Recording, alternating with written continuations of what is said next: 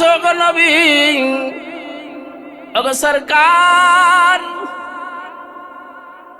আমার হায়াতের দরকার নাই, আমার জীবিতর দরকার নাই, খাজুরের দরকার নাই গো নবী, আমি আপনার সঙ্গে জান্নাতে থাকতে চাই।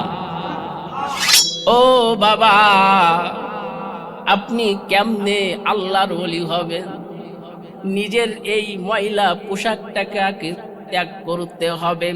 আল্লাহ বলছেন, ফাকুলতুস্তাগফিরু রাব্বাকুম ইন্নাহু কানা গফফারা।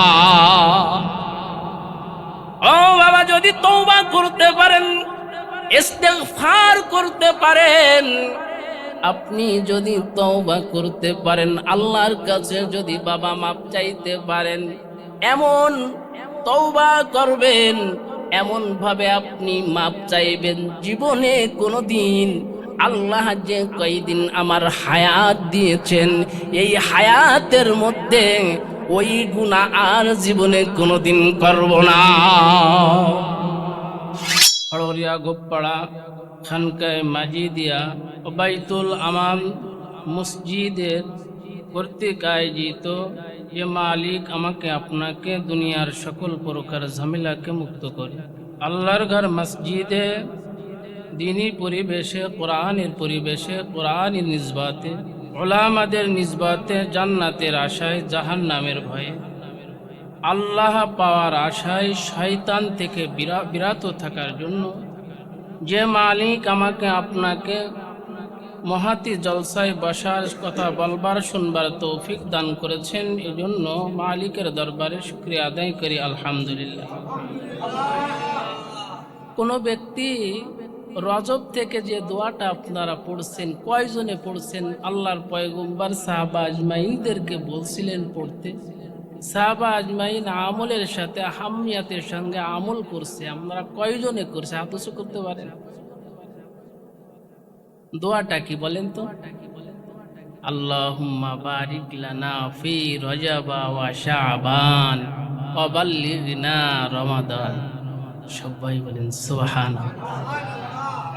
এই দোয়াটা আমরা এখন যারা যারা পড়ছি, বুঝে পড়ি আর না বুঝে পড়ি, আল্লাহ পাক রব্বুল আলামিন আগামী শাওয়াল মাস পর্যন্ত আপনার হায়াতকে বৃদ্ধি করে দিয়েছে। কারণ হচ্ছে যে কোনো ব্যক্তি যদি এই দোয়া রজব মাসে পড়ে, আল্লাহ সুবহানাহু ওয়া তাআলা আগামী রজব পর্যন্ত তার হায়াত বাড়ায় দেয়। কোনো ব্যক্তি যদি শাবান এসে পড়ে, আল্লাহ সুবহানাহু ওয়া তাআলা আগামী শাবান পর্যন্ত তার হায়াতকে বাড়ায় দেয়। পড়তে হবে না? শাবান মাসে আল্লাহ রাসূল সাল্লাল্লাহু আলাইহি ওয়াসাল্লাম ইবাদতের মধ্যে ডুবে যাইতেন। সাহাবা আজমাইন জিজ্ঞাসা করলেন, ইয়া রাসূলুল্লাহ, ওগো সরকার, আপনি শাবান মাসে ইবাদতের মধ্যে নিজেকে ডুবায়া দেন, বুঝতে তো পারছি না কেন এত ইবাদতের মধ্যে আপনি বেশি বেশি করে রোজা রাখেন, ইবাদতের মধ্যে কাটায়া দেন। আল্লাহ রাসূল সাল্লাল্লাহু আলাইহি ওয়াসাল্লাম বলতেছে, তোমরা কি জানোনি আমি প্রতি সোমবার হলেও, যখন প্রতি সোমবার আসে, সোমবারও আমি বেশি বেশি করে ইবাদতের মধ্যে নিজেকে নিয়োজিত করি, রোজার মধ্যে আমি নিয়োজিত করি। কারণ কি জানো? সোমবারে আল্লাহ পাক রব্বুল আলামিন আমাকে এই দুনিয়াতে পাঠিয়েছে। সুবহানাল্লাহ। বৃহস্পতিবার যখন আসে, আমি বৃহস্পতিবারে রোজা রাখি এবং ইবাদতের মধ্যে মশগুল হয়ে যাই। সুবহানাল্লাহ। কেন বৃহস্পতিবারে রোজা রাখি জানোনি? বৃহস্পতিবারের দিন রোজা রাখি এই জন্য, কোনো বান্দা সপ্তাহে যে ইবাদত করছে, আপনাদের উদাহরণ দিলে বুঝে আসবে, যারা মিলে কাজ করে সপ্তাহে একদিন বিল দেয় কি দেয় না? বৃহস্পতিবারের দিন বিল দেয়। কোনো বান্দা ইমানিওয়ালা, আল্লাহ পাক রব্বুল আলামিনের গোলামদেরকে আল্লাহ সুবহানাহু ওয়া তাআলা এই একটা সপ্তাহ যত নেক আমল করেছে, এই নেক আমল বৃহস্পতিবারের দিন বাদ মাগরিব আল্লাহর দরবারে কবুল হয়ে যায়, আল্লাহর দরবারে হাজিরা হয়ে যায়। আর শাবান মাসে আল্লাহ রসুল বলতেছে, সাহাবা আজমাইন, কেন এত ইবাদতের মধ্যে আমি মশগুল থাকি জানোনি? শাবান মাসে দৈনন্দিনের আমল, দৈনন্দিনের ইবাদত, দৈনন্দিনের কার্যজারি আমার আল্লাহর কাছে ফেরেশতারা পাঠায় দেয়। জোরে কোন সুবহানাল্লাহ। আল্লাহর রাসূল সাল্লাল্লাহু আলাইহি ওয়াসাল্লাম সাহাবা আজমাইনদেরকে বললেন, ওগো সাহাবা, আমি প্রতি সপ্তাহে 2 দিন রাখি। কেন রোজা রাখি তোমরা তো জানো না? সোমবারে আল্লাহ আমাকে এই ধরাতে, এই দুনিয়াতে আল্লাহ আমাকে পাঠিয়েছেন। আমি যে নবীকে আল্লাহ দুনিয়াতে পাঠিয়ে জমিনের দাম বাড়িয়ে দিয়েছেন, সুবহানাল্লাহ। আসমানের দাম বাড়িয়ে দিয়েছেন। আমার নবী যে পাহাড়ে গিয়েছেন, যে গুহায় গিয়েছেন, গুহার দামও আল্লাহ বাড়িয়ে দিয়েছেন। আল্লাহ সুবহানাহু তাআলা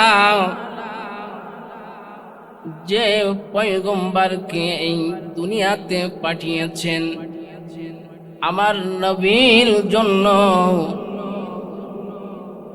নদীর মাছ পর্যন্ত পয়গম্বরের জন্য দোয়া করে।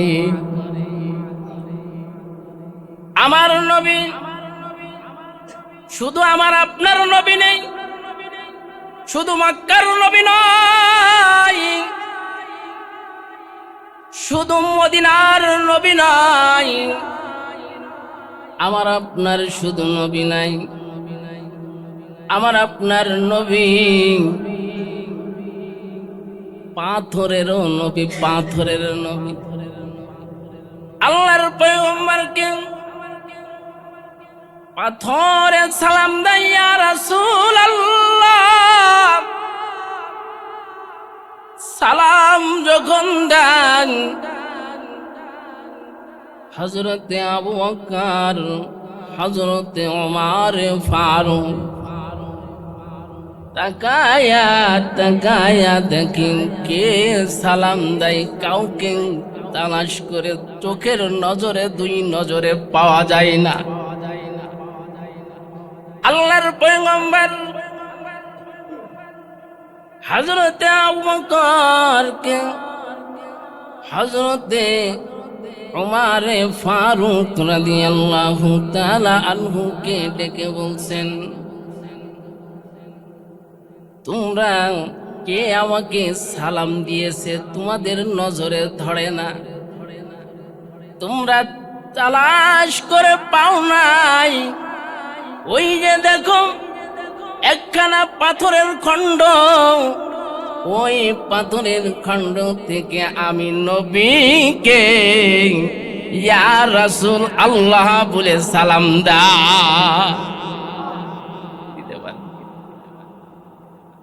আমার নবীরে বাবা শুধু আমার আপনার নবী নয়,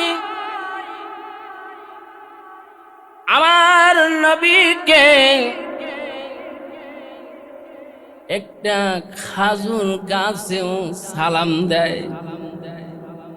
মসজিদে নববীতে, ও বাবা, দিলের কানটা পরিচিত মুখে বাবা, কিছু রুহানি খুরাক নিয়ে যাওয়া দরকার রে বাবা।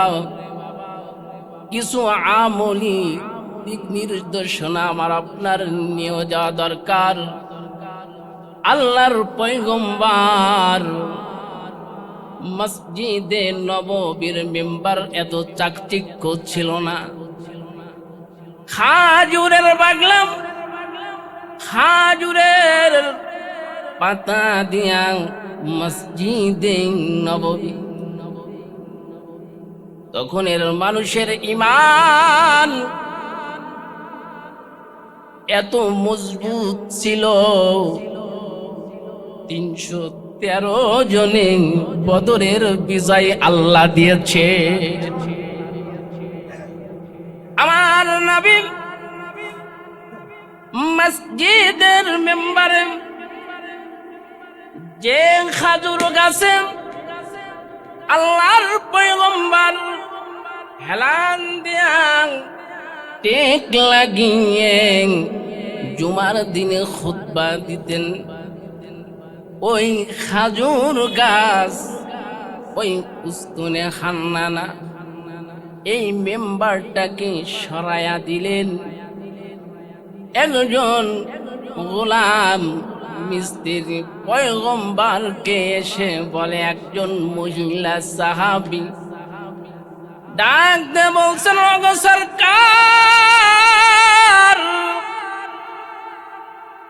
আমার কাছে একজন গোলাম আছে, সে রাজমিস্ত্রি, আমার মনের আশা গো নবী, মসজিদে নববীর মেম্বারটা আমি একটু কাজ করে দিব, সুন্দর করে দিব, কারুকার্য করে দিব। তখন আল্লাহর পয়গম্বর বললেন, ঠিক আছে।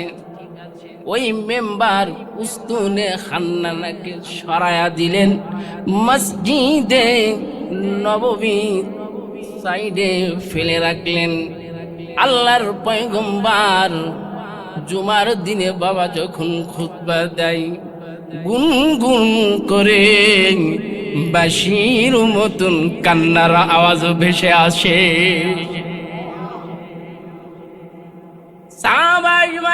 বাবা তাকায়া তাকায়া দেখছেন কোথার থেকে বাঁশির মতন কান্নার আওয়াজ ভেসে আসে, তালাশ করে পাই না। আল্লাহর পয়গম্বর ডাক দিয়ে বললেন, আবু বকর, ওমর, ওই যে উস্তুনে হান্নানা খাজুর গাছ কান্না করে, খাজুর গাছের কাছে গেলেন। রওয়ায়াতে আছে আল্লাহর পয়গম্বর খাজুর গাছটা আঞ্জায়া ধরছে। আর একটা রওয়ায়াতে আছে আল্লাহর পয়গম্বর এই ঘাটটা খাজুর গাছের সঙ্গে মিলাইয়া দিলেন। আর খাজুর গাছ, ও বাবা, সন্তান যখন বিদেশ থেকে আপনার আরব প্লেনে করে যখন ঢাকায় প্লেনে ল্যান্ড করে যখন বাড়িতে আসে, 5 বছর 7 বছর সন্তানের সঙ্গে কোনো দেখা সাক্ষাৎ নাই। এই সন্তান যখন বাড়িতে আসে দেখবেন পিতা সন্তান, সন্তান এবং পিতা, পিতা এবং সন্তানে দুইজনে আঞ্জাইয়া ধরে, কাঁধে কাঁধ মিলাইয়া সন্তানও ফুফায় ফুফায় কান্না করে কিনা।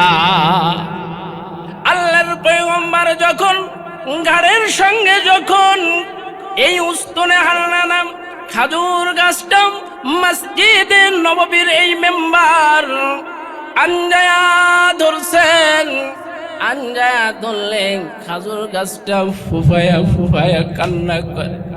আল মারউ মা মান আহাব্বাম, পয়গম্বরকে কিভাবে খাজুর গাছ মোহাব্বত করছে, যার সঙ্গে যার মোহাব্বত, ও বাবা, তার সঙ্গে আমার এই খাজুর গাছের আল্লাহর পয়গম্বরের নিসবতের কারণে খাজুর গাছ মর্ম হতো এত কান্নার রোগ।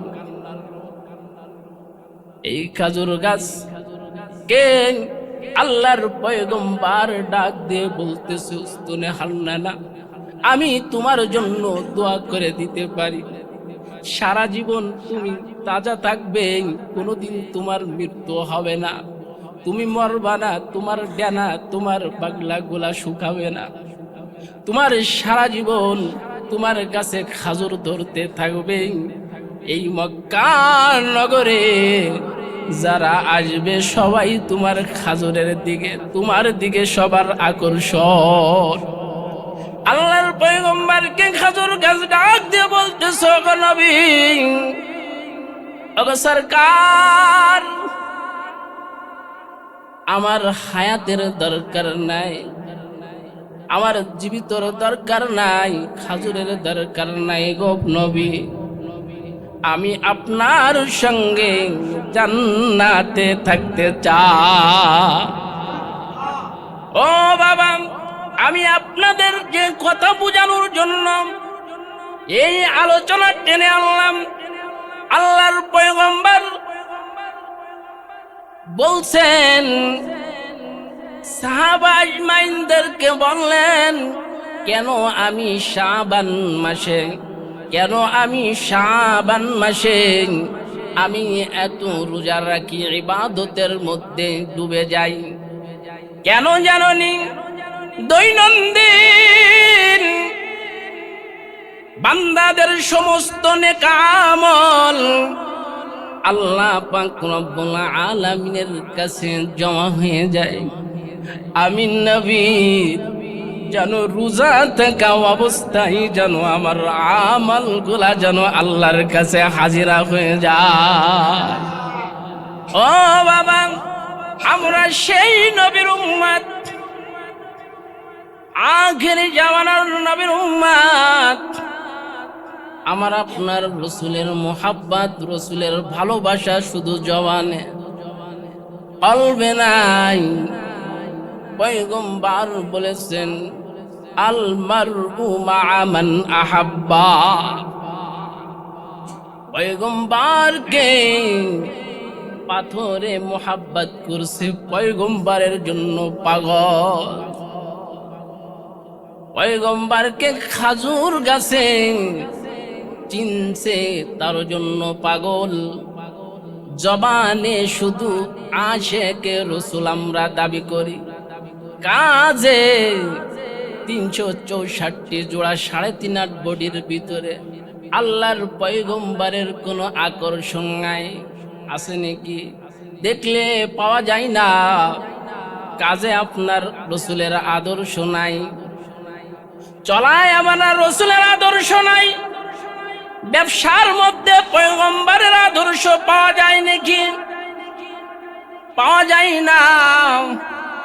নিজেকে গুছাইতে হবে পয়গম্বর।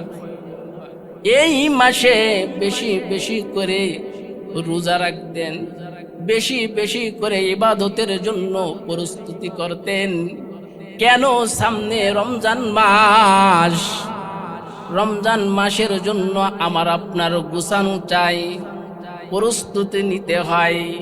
ধরে নেন রে বাবা, একটা তলবে ইলম কোন এক স্টেজে একটা কিরাত পড়বেন, একটা কিরাত পড়বে বিদায় কত আকর্ষণ, কত আলোচনা, কত জবান ছড়াছড়ি, কত প্র্যাকটিস করে, বারবার পড়তে থাকে কিরাতটা।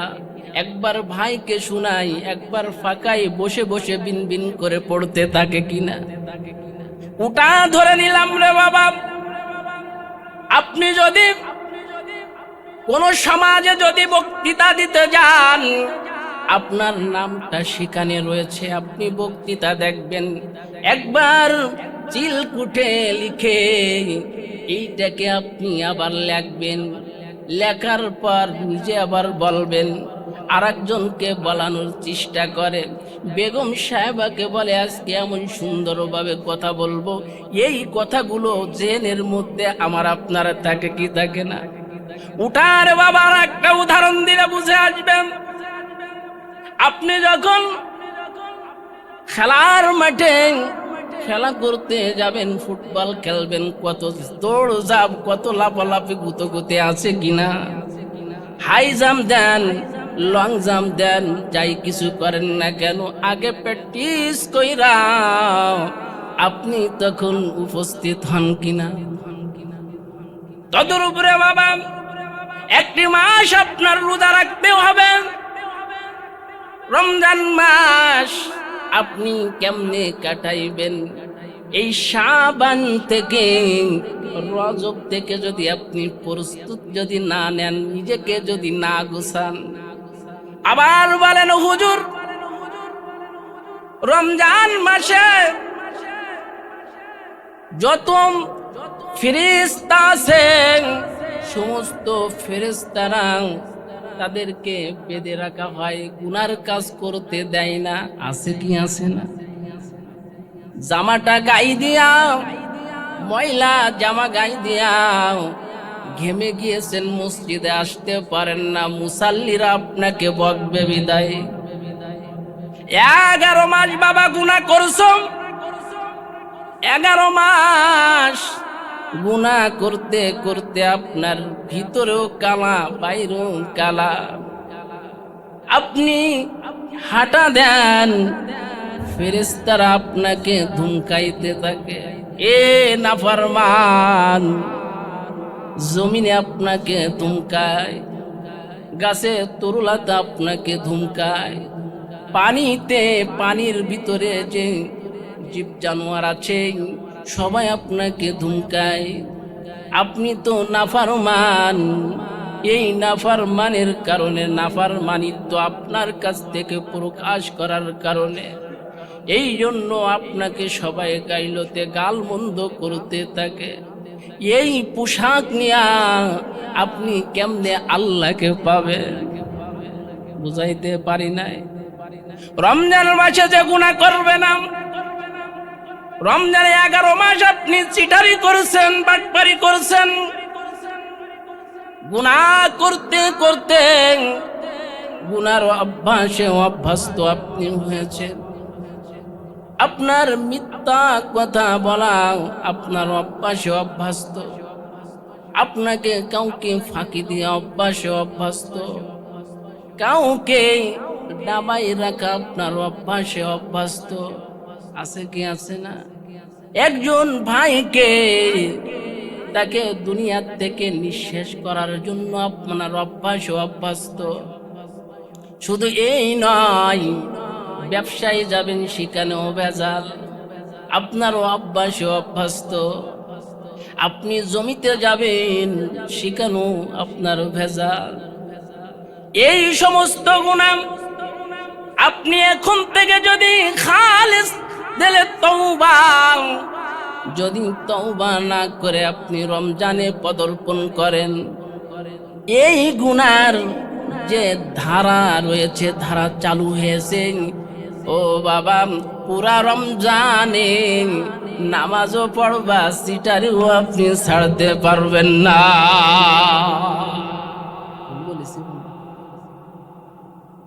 এরে বাবা, আপনি মসজিদে আসতে গেলে পবিত্র কাপড় পরে আপনি মসজিদে আসেন। আপনি কি জানেন না সামনে রমজান মাস, একটি মাস আপনার রোজা রাখতে হবে, ইবাদতের ভিতরে নিজেকে নিমজ্জিত করতে হবে, ডুবাইতে হবে, হারিয়ে যাবেন আপনি ইবাদতের মধ্যে। আপনি 11 মাস যে সমস্ত পাপ পাপাচারের ভিতরে আপনি লিপ্ত রয়েছেন, ও বাবা আপনি কেমনে আল্লাহর ওলি হবেন?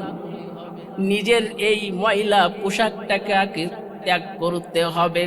আল্লাহ বলছেন ফাকুল তুস্তাগফিরু রাব্বাকুম ইন্নাহু কানা গফফারা। ও বাবা, যদি তওবা করতে পারেন, ইস্তিগফার করতে পারেন, আপনি যদি তওবা করতে পারেন, আল্লাহর কাছে যদি বাবা মাপ চাইতে পারেন, এমন তওবা করবেন, এমন ভাবে আপনি মাপ চাইবেন, জীবনে কোনোদিন আল্লাহ যে কয়দিন আমার হায়াত দিয়েছেন, এই হায়াতের মধ্যে ওই গুনাহ আর জীবনে কোনোদিন করব না। আসেনি এরকম ইরাদা, এরকম অঙ্গীকার করে বাবা যেতে হবে। বদরের যুদ্ধে 313 জন, নেক কাজে অল্প লোক পাওয়া যায়, অসৎ কাজের মধ্যে কত লোক আপনি গুনেও পারবেন না। এই জন্য নিজেকে রমজানের জন্য প্রস্তুতি করতে হবে। আল্লাহ বলছেন বান্দা আমি ওসিলা মাত্র ওসিলা তালাশ করি, ওসিলা দেখা দেখা আমি আল্লাহ আমার বান্দাদেরকে মাফ করে দিই। এই কিনা আল্লাহ বলছেন ইয়া আইয়ুহাল্লাযীনা আমানুত্তাকুল্লাহ, হে ইমানদারদেরকে বলছেন। মা জানরা বলতেছেন আমাদেরকে আল্লাহ বলে নাই, এমন একটা শব্দ আমার আল্লাহ ব্যবহার করেছেন, নিসবতি ডাক দিয়েছেন। আল্লাহ বলছেন ইয়া আইয়ুহাল্লাযীনা আমানুত্তাকুল্লাহ। আল্লাহ ইমানদার বান্দা বান্দীদেরকে ডাক দিয়ে বলতেছেন আয় বান্দা আয় আয়। অন্য জায়গায় আমার আল্লাহ বলতেছেন ফাফিরু ইলাল্লাহ, বান্দা দৌড়াও, বান্দা দৌড়াও, আমাকে পাওয়ার জন্য দৌড়াও, আমার কোলে পাওয়ার, আমার কোলে ঠাই নেওয়ার জন্য দৌড়াও। দৌড়াও কি লাগবে কি লাগবে না? চিলে ডাক দিলেন, চিলে যখন জলকানি দেয় রে বাবা, মুরগি তার 21টে বাচ্চাকে ডেনা মেলাইয়া এরকম বাড়ি দিয়া শব্দ দিয়া দেয় আয় বাবা আয়। আকাশের অবস্থা মেলা ভালো না, এইভাবে তার মা তার সন্তানদেরকে ডাক দেয়। আমার আল্লাহ বান্দাদেরকে ডাক দিয়ে বলতেছেন বান্দা ফাফিরু ইলাল্লাহ, দৌড়াও আয় বান্দা আয়, দৌড়াইয়া আয় আমার কোলে তুই চইলা আয়। তুই যে পাপ করেছো, মনে করছো এই পাপ আল্লাহ আমাকে মাফ করবে না।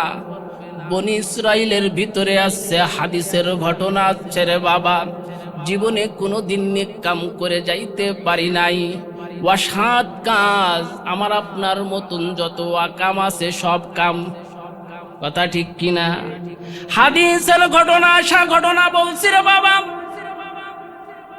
এই লোক জীবনে কোনোদিন নেক কাম করি নাই, নেক কাম বাবা করি নাই।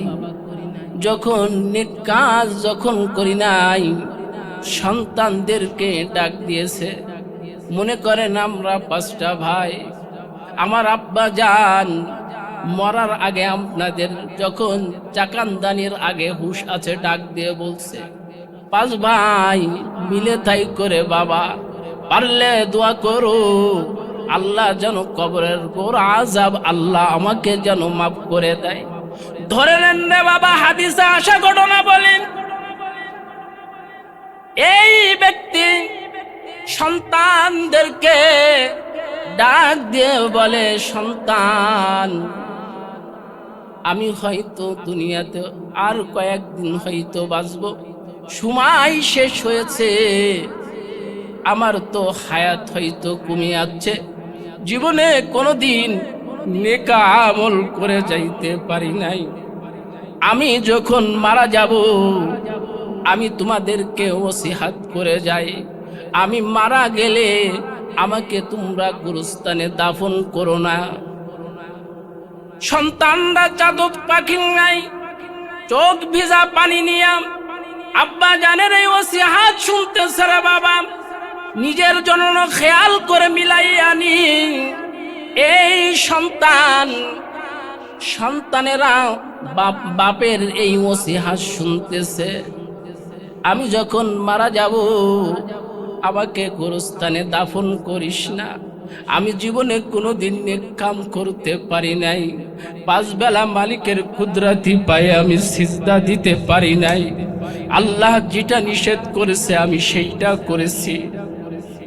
এইভাবে সন্তানদেরকে বলে, সন্তানদেরকে আরো বলতেছে, যখন মারা যাব আমাকে তোরা কয় ভাই মাটিতে গোরস্থানে দাফন না করে আমাকে পুড়াইয়া দিবি, আমাকে পুড়াইয়া দিবি, পুড়াইয়া ছাই বানাইয়া ফেলবেন।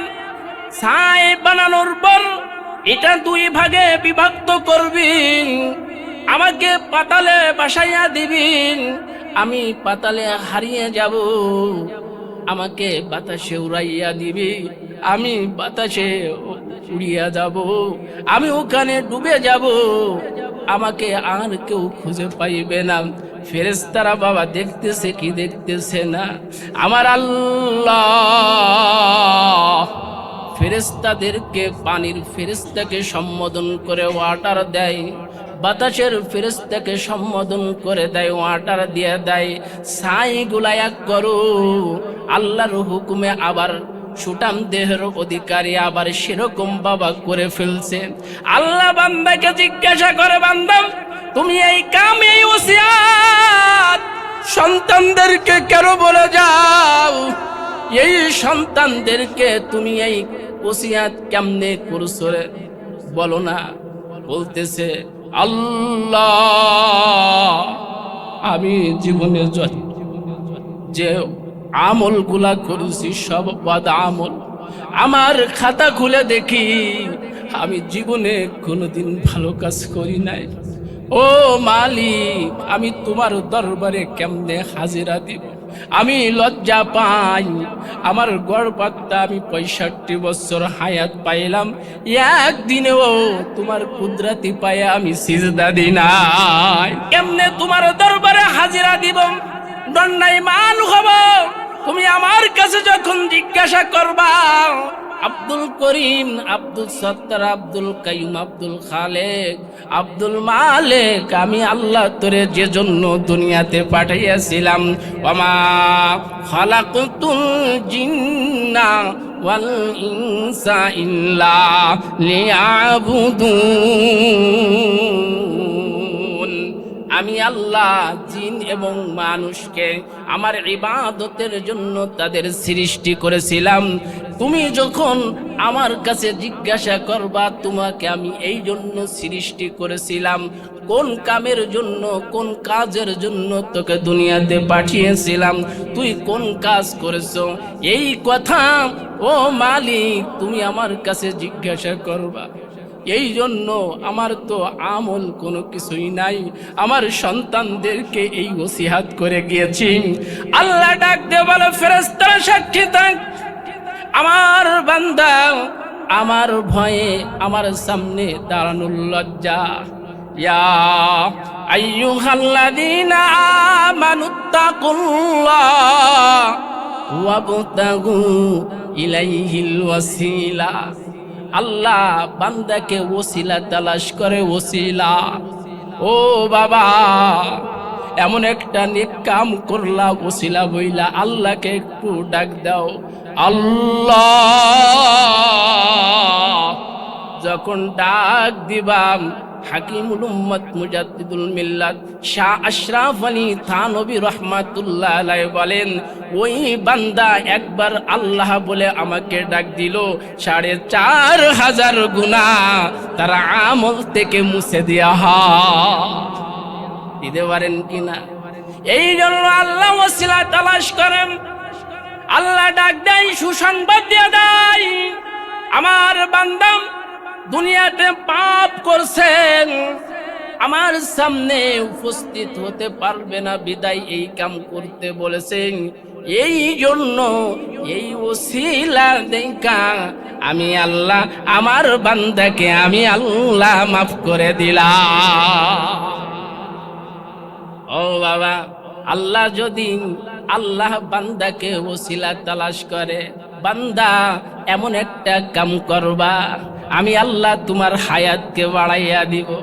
আছে কি আছে না? আমার আপনার সেই মন নাই।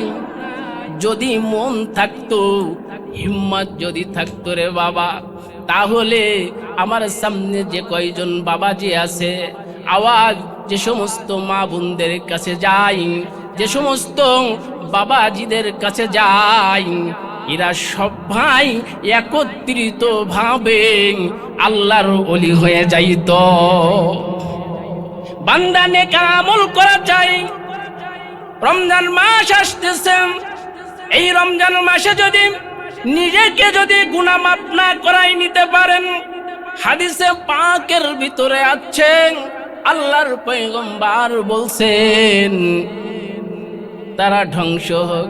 জিবরিল বলছেন, পয়গম্বর আমিন বলছেন, রমজান পেয়ে রমজানের গুনাহ মাফ যদি না করাই নিতে পারেন, আল্লাহর পয়গম্বর বাবা কষ্ট পায়। এই জন্য এখন থেকে ওসিলা তালাশ করবেন, এখন থেকে নিজেকে গুছাইতে হবে রমজানের জন্য। রমজানের জন্য নিজেকে যখন আপনি গুছাইবেন, আল্লাহ সুবহানাহু তাআলা বান্দার এই হরকত দেখা, ওয়াল্লাযীনা জাহাদু ফিনা লানাহদিয়ান্নাহুম সুবুলানা। আল্লাহ সুবহানাহু তাআলা বান্দার এই হরকত দেখা আল্লাহ সুবহানাহু তাআলা বান্দাকে মাফ করে দেয়। দিতে পারেন কিনা বান্দা বোঝে না। এই জন্য রে বাবা আমি আপনাদের খেদমতে বলছিলাম, ইয়া আইয়ুহাল্লাযীনা আমানুত্তাকুল্লাহা ওয়াবতাগু ইলাইহিল ওয়াসিলা। হাদিসে পাকের ভিতরে আছে ইকামুস সালাত, নামাজকে কায়েম করো, ওয়া ইতাইজ যাকাত, যাকাত দাও, ওয়াল হজ্জ ওয়া সাওমি রমাদান, হজ ফরজ হইলা হজ করো। রমজান মাস পাইলে রমজানের বাবা রোজা রাখো। যদি রমজানের রোজা না রাখেন, তাহলে আমার আপনার মতন কপাল পোড়া আর কেউ হতে পারে না। বলতে পারেন হুজুর বুকে ব্যথা, গ্যাস্ট্রিক আলসার। পয়গম্বর বলেছেন যে দোয়া শিক্ষা দিয়েছেন, সেই দোয়া যদি করতাম, আল্লাহ হয়তো এই দোয়ার বদলাতে আপনাকে সুস্থতার মতন দৌলত আল্লাহ দান করতে পারেন কিনা। এই জন্য রে বাবা, মা বোনেরা আছেন, ওদের সম্পর্কে একটা কথা বলবো। হাদিসে পাকের ভিতরে আছে আল মারআতু ইযা সাল্লাত খামসাহা, কোন মা যদি 5 ওয়াক্ত নামাজ আদায় করে, কয় ওয়াক্ত? 5 ওয়াক্ত নামাজ ঠিক মতন আদায় করে। রোজা রাখতে বলবেন, রাখা ঠিক আছে। নামাজ পড়তে বললে তারা নামাজ পড়তে রাজি না। আছে কি আছে? আল মারআতু ইযা সাল্লাত খামসাহা ওয়া সামাত শাহরাহা, রমজান মাসের রোজা, ওয়া সামাত শাহরাহা ওয়া আহসানাত ফারজাহা। ও বাবা, মাদেরকে বলবো 4টা কাম করবেন, 4টা কাম। 5 ওয়াক্ত নামাজ, রমজানের রোজা, স্বামীর খেদমত, লজ্জা স্থানের হেফাজত। এই 4টা কাম করতে পারলে হাদিসে পাকের ভিতরে আছেন মান তাদখুল মিন আইয়িল আবওয়াবিল জান্নাহ, আল্লাহর পয়গম্বর বলেছেন ফাল তাদখুল মিন আইয়ি আবওয়াবিল জান্নাহ, জান্নাতের যে কোনো দরজা দিয়ে ওই মা জান্নাতে প্রবেশ করতে পারবে। এই জন্য রে মা, 5 ওয়াক্ত নামাজ, স্বামীর খেদমত, রমজান মাসের রোজা, লজ্জা স্থানের হেফাজত, এই 4টা কাম করা যায়। আল্লাহ সুবহানাহু তাআলা বলছেন ওয়াকারনা ফি বুয়ুতিকুন্না ওয়ালা তাবাররাজনা তাবাররুজাল জাহিলিয়াতিল উলা। এই আয়াত সম্পর্কে আল্লাহর পয়গম্বর বলেন, জাহেলি যুগের নারীর কথা বলছে, তারা সে কোন নারী? হাদিসের ব্যাখ্যায় আছে, সেই জামানায় যারা যেভাবে চলতো, যেটা শরীয়তে নিষেধ, এই জামানায় ওই পূর্বের জামানাকে হার মানিয়ে দেয়। কথা ঠিক কিনা? এই জন্য বলবো, নেক আমলের মধ্যে ডুবে যাইতে হবে। রমজান মাসে এমন মা পাওয়া যায়, তারা গীবাতের মধ্যে লিপ্ত আছে কি আছে না? আল্লাহর পয়গম্বর বলেন, আল গীবাতু আশাদ্দু মিনাজ জিনা, জিনার থেকে মারাত্মক গীবাত। চাই পুরুষ হোক, চাই নারী হোক, চাই কিশোর হোক, চাই কিশোরী হোক, গীবাতের রোগ, এই রোগকে আমার আপনার কি করতে হবে? পরিত্যাগ করতে হবে।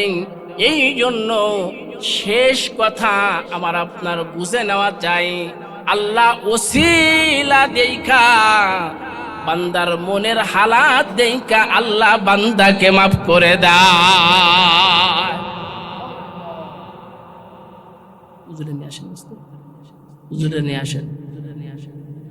এই জন্য বলবো, আল্লাহ পাক রব্বুল আলামিন বলছেন, মুসা পয়গম্বরের কথা বলছেন।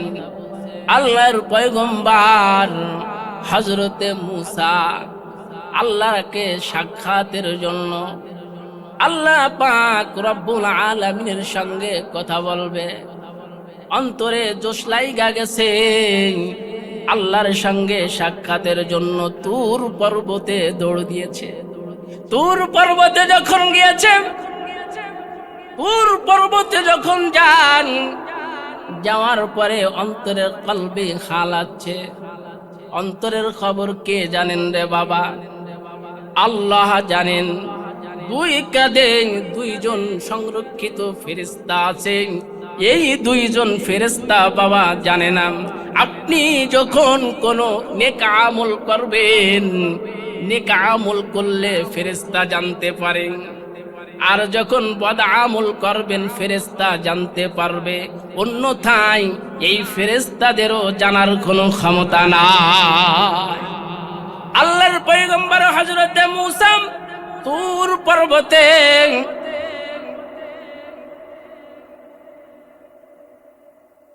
তুর পর্বতে গিয়েছেন রে বাবা।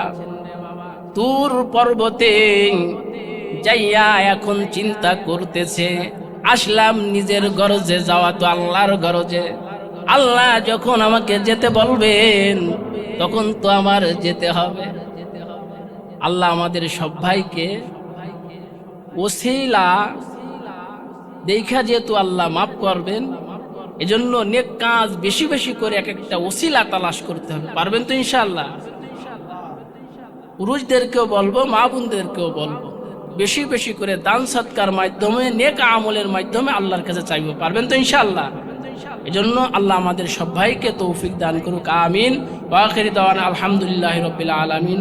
এখন আপনাদের সম্মুখে মূল্যবান বয়ান ও তকরির পেশ করবেন জনাব আলহাজ হযরত মাওলানা আনিসুর রহমান সাহেব, শিক্ষক, নোয়াপাড়া পীরবাড়ি মাদ্রাসা। এরপরও আর একজন মেহমান আছে, আপনারা ধৈর্য সহকারে বয়ান শুনুন।